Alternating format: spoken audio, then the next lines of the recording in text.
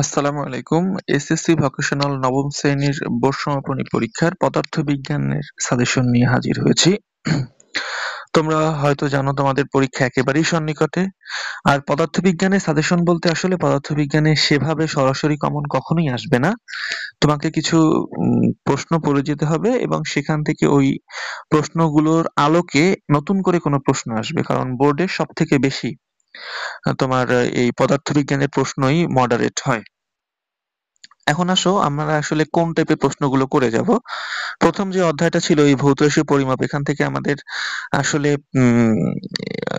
Vernier ধ্রুবক দিয়ে যে অঙ্কগুলো আছে, যে ভার্নিয়ার স্কেলের থেকে কিভাবে দৈর্ঘ্য পরিমাপ করা হয়, অথবা ভার্নিয়ার ধ্রুবক নির্ণয় করতে হবে, অথবা ইসের একটা যন্ত্রের মাধ্যমে কিভাবে একটা দণ্ডের দৈর্ঘ্য নির্ণয় করা যায়, এই টাইপের প্রশ্নগুলোই সব থেকে বেশি ইম্পর্টেন্ট।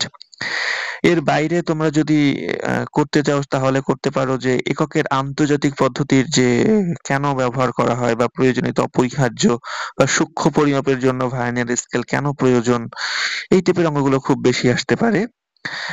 এছাড়া তোমাদের শর্ট কোশ্চেনের জন্য বিগত সালের যে কোশ্চেন গুলো আছে সেখান থেকে সরাসরি কমন পড়বে, কিন্তু অন্য যে প্রশ্নগুলো আছে সেগুলো আসলে সেভাবে কখনোই আসবে না। তোমাদেরকে প্রচুর প্র্যাকটিস করতে হবে এখান থেকে ভালো একটা কাঙ্ক্ষিত ফলাফল অর্জন করার জন্য।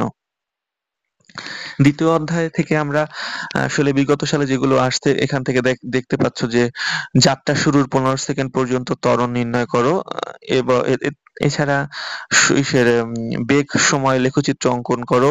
বেগ সময় লেখচিত্রের বাইরেও ত্বরণ সময় লেখচিত্র, এটা কিন্তু খুব ইম্পর্টেন্ট, যে ত্বরণ সময় লেখচিত্র নির্ণয় করো।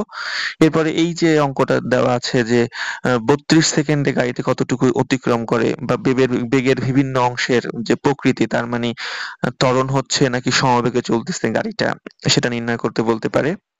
এরপরে আসো ইসের মন্দন নির্ণয় করো, ত্বরণ এবং মন্দন সূত্রটি এক। এরপরে রাশির প্রতিপাদন। রাশির প্রতিপাদনটা আসলে পুরান সিলেবাসের বইতে ছিল, এর জন্য এখন নতুন সিলেবাস থেকে কেউ প্রশ্ন করলে এটা অ্যাভয়েড করার সম্ভাবনাই বেশি, তবুও তোমাদেরকে দিয়ে রেখেছি। এরপরে মন্দনটা আসলে অনেক ইম্পর্টেন্ট, আগেও বলেছি, মন্দন নির্ণয় করতে বলতে পারে।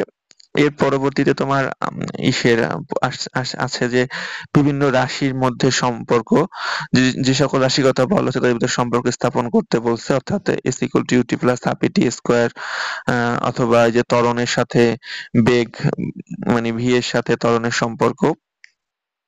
আচ্ছা, এই সমীকরণটি প্রতিপাদন তবুও দেখে যাইও, যেহেতু বিগত সালে কয়েকবার এসেছে। এর পরবর্তীতে আমরা তৃতীয় অধ্যায় যদি আসি, তৃতীয় অধ্যায় মূলত ইসের F equal to M A বল নিয়েই মূলত কথা। সেই বলের যে সম্ভাব্য রাশিটা, যে রাশিটা থেকে আমরা প্রতিপাদন করতে পারি।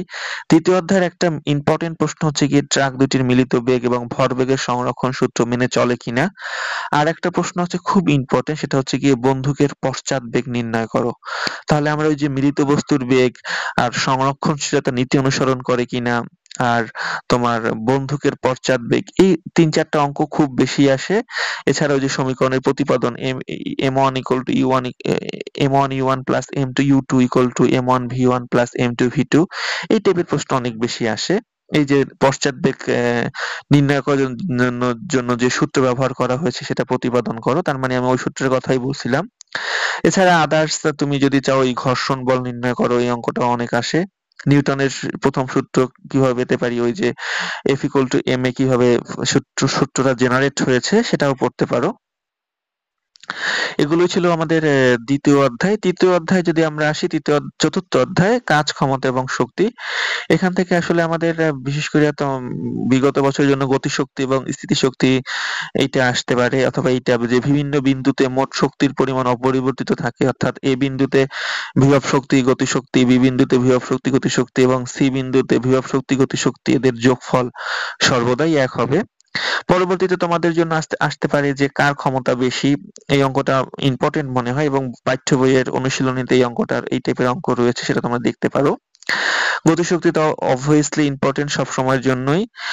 এছাড়া কর্মদক্ষতা নিয়ে কিছু অঙ্ক আসে, যেমন কর্মদক্ষতা গ্রিক ইটা দ্বারা প্রকাশ করা হয়, সেটা নিয়ে তোমাদের কিছু প্রশ্ন করতে পারো, কার ক্ষমতা বেশি। আচ্ছা। এছাড়া এই টাইপের প্রশ্ন জেনারেল বোর্ডের থেকে তুমি যদি তাকাও তাহলে একটা প্রশ্ন খুব বেশি আসে। কোন উচ্চতায় বিভব শক্তি এই অধ্যায়ের গতিশক্তির কত গুণ? এই প্রশ্নটার জন্য তোমাদেরকে প্রিপেয়ার্ড থাকতে হবে যে কোন উচ্চতায় বিভব শক্তি গতিশক্তির কত গুণ? আম এছাড়া অন্য সব অঙ্কগুলো যে গতিশক্তি নির্ণয় করো, দুজনের ক্ষমতা সমান ছিল কিনা সেগুলো নির্ণয় করতে হবে।